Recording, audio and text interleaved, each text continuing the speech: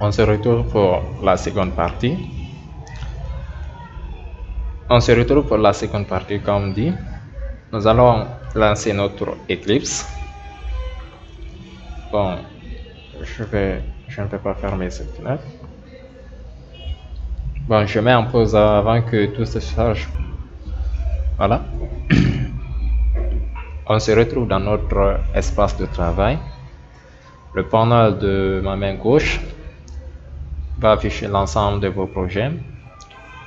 OK. Donc, au niveau de l'instance de travail, comme on avait dit dans la première partie, nous allons créer notre projet. OK. Voici de la manière dont nous allons évoluer.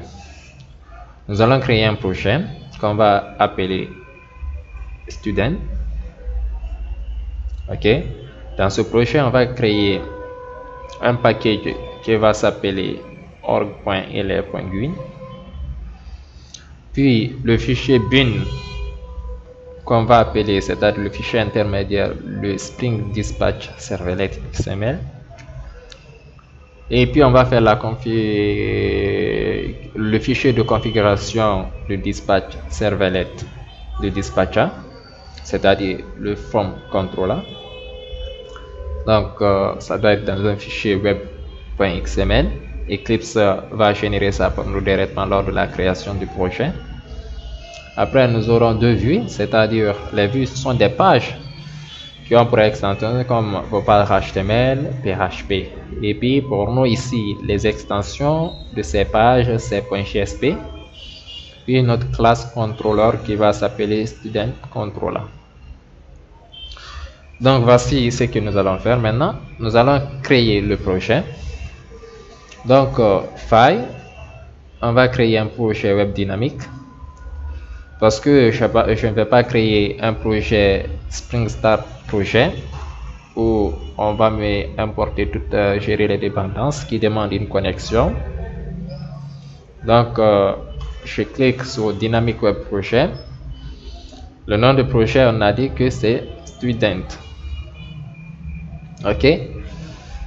Après, je vous déconseille de faire Finish parce que on a parlé d'un fichier WebXML où on va faire la configuration de dispatch, c'est-à-dire from control de gear.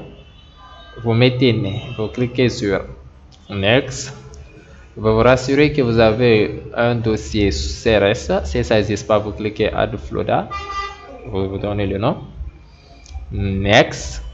Et vous sélectionnez le module web.xml déploiement descriptor. OK. Donc, il va générer ce fichier pour nous directement. Par défaut, vous allez voir la configuration à l'interne. Vous cochez, vous cliquez sur Finish. Après le projet créé, ce dossier source, c'est ici.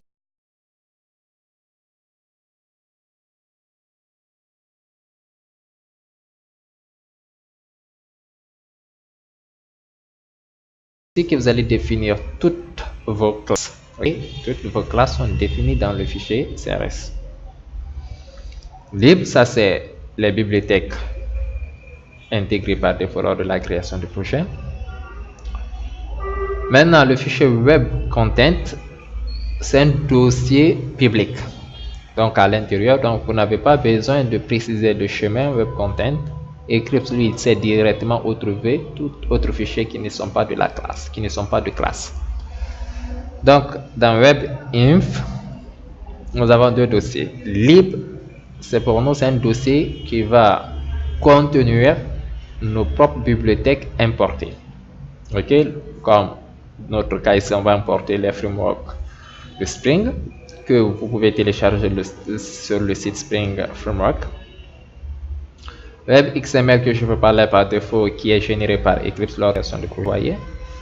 Donc ici par défaut vous avez plusieurs types d'extensions qui sont définies, le HTML, le JSP, voilà. Mais nous rien de ceci ne nous intéresse pour le moment. Donc je peux le faire moi pour l'instant. OK. Vous pouvez créer un dossier. Dans ce dossier vous allez créer vos vues, vos pages. Mais moi, par défaut, je vais tout créer à la racine de WebInf. Ok, donc ici on va créer notre fichier beans qu'on va appeler Spring Dispatch Servlet XML. Je le copie, je sélectionne le dossier webinf, je fais clic droit et puis je viens sur new, je clique sur file, fichier, je coche ce que j'ai copié puis je clique sur finish. Par défaut ce fichier ne contient rien et puis je vais copier un tag pour le mettre pour que la configuration marche très bien. Je vous dirai ça après. Après nous allons créer quoi? Nous allons le fichier web XML est directement généré pour nous lors de la création du projet. Nous allons créer les deux fichiers, nos deux vues.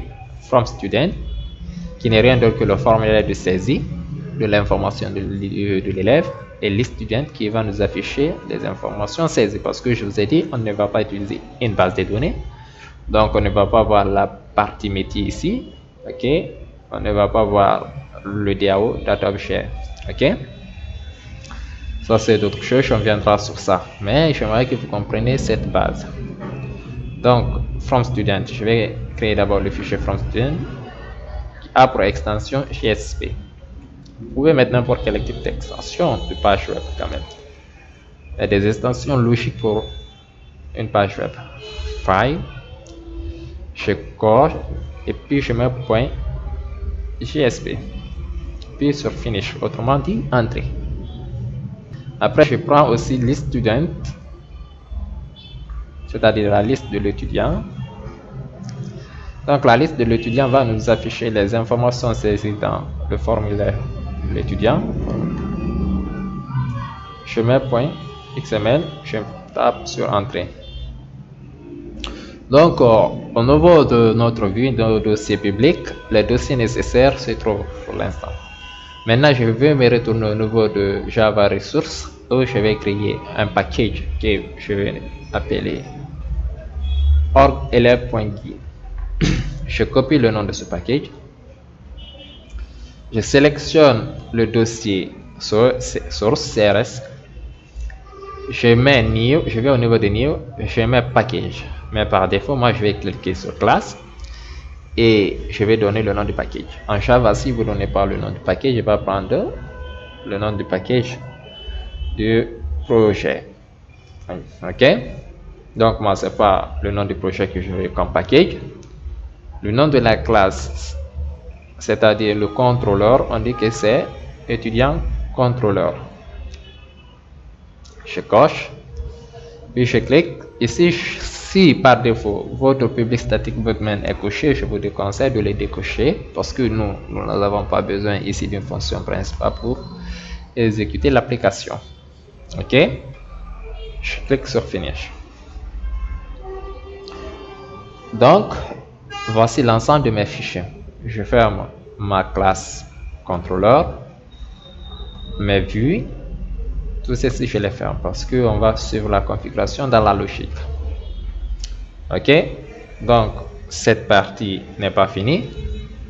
Nous allons partir dans notre dossier et trouver le framework Spring téléchargé sur le site framework Spring.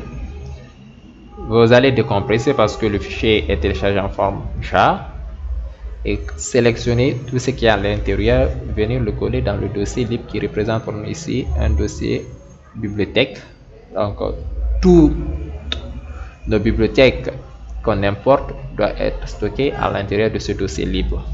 Ok, donc je vais aller dans mes dossiers. Ok, donc j'ai téléchargé et décompressé le fichier en question. Donc les bibliothèques qui se trouvent, je les ai mis dans un fichier que j'ai nommé Spring Fichier. Donc je mets CTRL A, CTRL C, je copie tout. Mais par défaut, ce framework de fois ne contient pas le fichier JSTL. Ok, cette bibliothèque JSTL qui va vous permettre d'écrire certains types d'écriture du langage Java. Ok, vous allez voir l'importance. Donc vous pouvez aller le télécharger sur le site, vous mettez JSTL et puis ils vont vous afficher et télécharger et l'intégrer dans le dossier que vous allez copier. dans le dossier dont vous allez copier les bibliothèques. C'est déjà copié. Je me retourne dans mon espace de travail, c'est-à-dire mon environnement de développement Eclipse. Je sélectionne le dossier, je fais clic droit, puis paste, qui veut dire coller. Donc là, je viens d'importer toutes les bibliothèques de framework, c'est-à-dire toutes les bibliothèques qui rentrent ici pour la création du projet.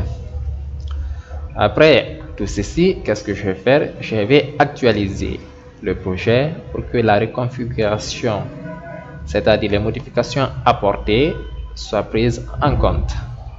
Donc, refresh, ou bien vous tapez F5, c'est la même chose. Donc, sur cette partie, on se limite ici. Sur la prochaine partie, nous allons faire la configuration comme l'image le montre, c'est-à-dire la configuration du front controller, c'est-à-dire le dispatcher. Ok, en plus.